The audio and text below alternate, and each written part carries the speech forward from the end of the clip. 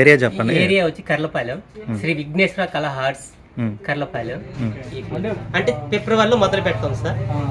ఫిబ్రవరి నుంచి మీరు దీని మీదే మొత్తం అంతా ఇక్కడ తయారీ కానీ మొత్తం ఇక ఈ ఫిబ్రవరి నుంచి మనకి వినాయక పండుగ వచ్చిన దాకా దీని మీదే వర్క్ ఉంటానే ఉంటుంది. ఈ 7 నెలలు వర్క్ ఉంటుంది. ఈ ఒక రోజు 2 రోజులు అయిద్దని మనం చెప్పలేము. 7 నెలలు వర్క్ ఉంటుంది.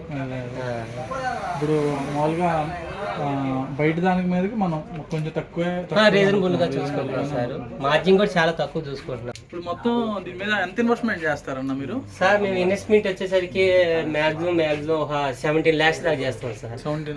17 lakhs. దానికి ఆల్రెడీ మేము 2వ నెల ఫిబ్రవరి నుంచి ఇప్పుడు దాకా 7 నెలలు ఇంట్రెస్ట్ అవి కూడా చూసుకోవాలి. పెట్టుబడికి అవుతుంది.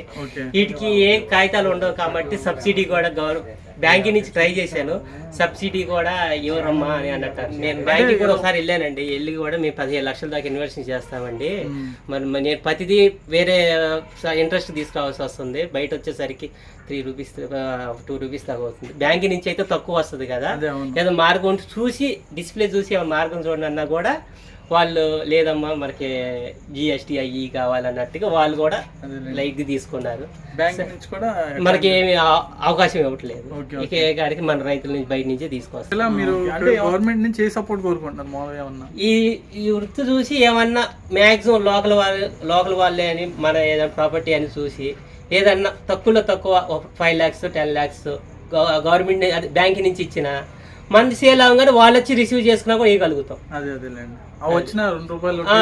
అక్కడ రూపాయి అవుతుంది బ్యాంక్ కి, బయట 2 రూపాయలు వడ్డీ అట్ట అవుతుంది. 1000 అట్ట తగ్గినట్టే కదా సార్. అది